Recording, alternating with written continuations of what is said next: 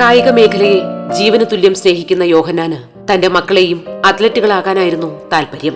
ഈ പിതാവിന്റെ കാൽപ്പാടുകൾ പിന്തുടർന്ന് സ്പോർട്സ് രംഗത്ത് വന്ന ഇളയ മകൻ ടിനു പക്ഷെ ശ്രദ്ധേയനായത് ക്രിക്കറ്റർ എന്ന നിലയിലാണ്. കേരളം ഭാരതത്തിന് സംഭാവന ചെയ്ത ഫാസ്റ്റ് ബൌളറാണ് ടിനു യോഹന്നാൻ.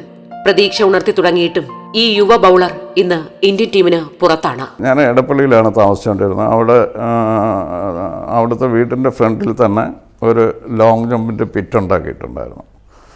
അപ്പം ടിനുവിനെയും മൂത്ത മകനെയും ഒക്കെ നമ്മൾ സ്പോർട്സിനകത്ത് എൻകറേജ് ചെയ്യും, ലോങ് ജമ്പ് ചെയ്യിക്കണം, നമ്മുടെ റെക്കോർഡ് അവരെ കൊണ്ട് ബ്രേക്ക് ചെയ്യിക്കണം, അങ്ങനത്തെ ഉള്ളതൊക്കെ ആലോചിച്ചിട്ടാണ് അതൊക്കെ ചെയ്തിരുന്നത്. അപ്പം കൊച്ചുനാളിൽ അവർ നല്ല ഫിസിക്കൽ ഫിറ്റ്നസ് എല്ലാം നല്ലോണം ഉണ്ടായിരുന്നു അവർക്ക്.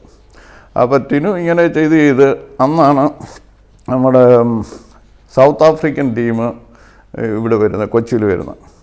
അപ്പോൾ സൗത്ത് ആഫ്രിക്കൻ ടീമിന് ഭാരതീയ വിദ്യാഭവൻ ഒരു റിസപ്ഷൻ കൊടുത്തായിരുന്നു. അപ്പോൾ ടിനു ആണ് അവർക്ക് ഗാർലൻ ചെയ്യുക അത് ഇതൊക്കെ ചെയ്തത്. അപ്പോൾ ഈ was that time it self ഈ വാസ് നല്ലൊരു അത്ലറ്റിൻ്റെ ഇതുണ്ടായിരുന്നു. അപ്പോൾ അവിടെ ചെന്ന് ബോൾ ചെയ്യാൻ ആൻസി കോണിക്ക് വേണ്ടി ബോൾ ചെയ്യുമായിരുന്നു.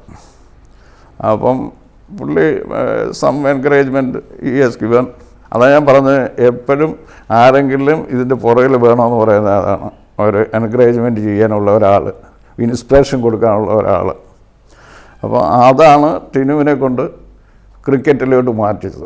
എനിക്ക് വലിയ ഇഷ്ടമൊന്നും അല്ലായിരുന്നു, എന്നാലും അന്നൊന്നും നമ്മൾക്ക് ക്രിക്കറ്റ് കളിച്ച് ആരും ഒന്നും ചെയ്തിട്ടില്ല നമ്മുടെ സ്റ്റേറ്റ് ചെയ്യുന്ന. അപ്പം അവന് he wanted to do it. അപ്പം ഒരു ദിവസം മലയാള മനോരമ ഫിലിപ്പ് മാത്യു സാറിനെ ചെന്ന് കണ്ടു. അപ്പം ടിനുവിന് MRFACE ഫൗണ്ടേഷനിലൊരു ചാൻസ് വാങ്ങിച്ചു കൊടുക്കാനായിട്ട് ഇമ്മീഡിയറ്റ്ലി ഫിലിപ്പ് മാത്യു സാറ് മദ്രാസിലെ MRFACE ഫൗണ്ടേഷൻ വിളിച്ചു, അങ്ങോട്ട് അയച്ചു. അവിടെ ചെന്നിട്ട് പിന്നെ എല്ലാം ഹീസ് ഹാർഡ് വർക്ക്. ടിനുവിന് സപ്പോർട്ട് കിട്ടിയില്ലെന്ന് ഞാൻ പറയത്തില്ല, പക്ഷേ അവന് വേണ്ടുന്ന രീതിയിൽ യൂട്ടിലൈസ് ചെയ്തില്ല.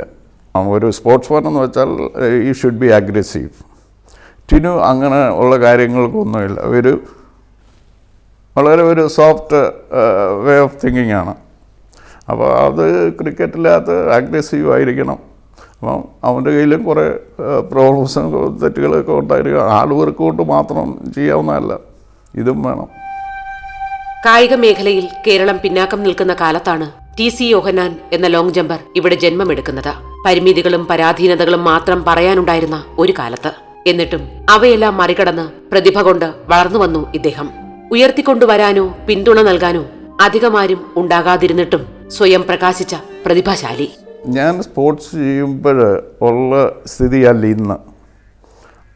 അന്ന് സ്പോർട്സ് ചെയ്യുമ്പോൾ ഒക്കെ നമുക്ക് ഒരു എൻകറേജ്മെൻ്റ് ഇരുന്ന സമയത്താണ് നമ്മളൊക്കെ ഈ 60s സ്പോർട്സ് ചെയ്തിട്ടുള്ളത്. അപ്പം എൻകറേജ്മെൻറ്റ് പിന്നെയാണ് ഇപ്പോൾ യൂസ് ചെയ്യും. ഇപ്പോൾ സ്പോർട്സ് ചെയ്യുന്നവരെല്ലാം ധനിയന്മാരാണ്. സ്പോർട്സ് ചെയ്യുന്നവർ ഒരു സ്റ്റാൻഡേർഡ് എത്തിയിട്ടുള്ളവർ നോബഡി ഈസ് സഫറിങ്. എല്ലാവരും നല്ല നിലയിലാണ്. ഇവിടെ ഈ വീട്ടിൽ യോഹന്നാൻ ഇന്നലത്തെ താരമല്ല, എന്നത്തെയും താരമാണ്. ഭാര്യയും മക്കളും മരുമക്കളും കൊച്ചുമക്കളും അടങ്ങുന്ന കുടുംബത്തിന്റെ ഈ കാരണവർക്ക് ഇപ്പോഴത്തെ ജീവിതം ആനന്ദത്തിന്റെയും സന്തോഷത്തിന്റേതുമാണ്. അതെ, ഇവിടെ ഗൃഹനാഥൻ എപ്പോഴും ഹാപ്പിയാണ്. ഫാമിലി എന്ന് പറയുന്നത് ഇത് എൻ്റെ വൈഫ് അനു. എൻ്റെ ദുഃഖത്തിലും സന്തോഷത്തിലും എല്ലാം എപ്പോഴും നല്ല സപ്പോർട്ട് തരുന്ന ഒരു ലേഡിയാണ്. പിന്നെ മൂത്ത മകൻ ടിസ്ഫി, is a computer engineer working in Australia.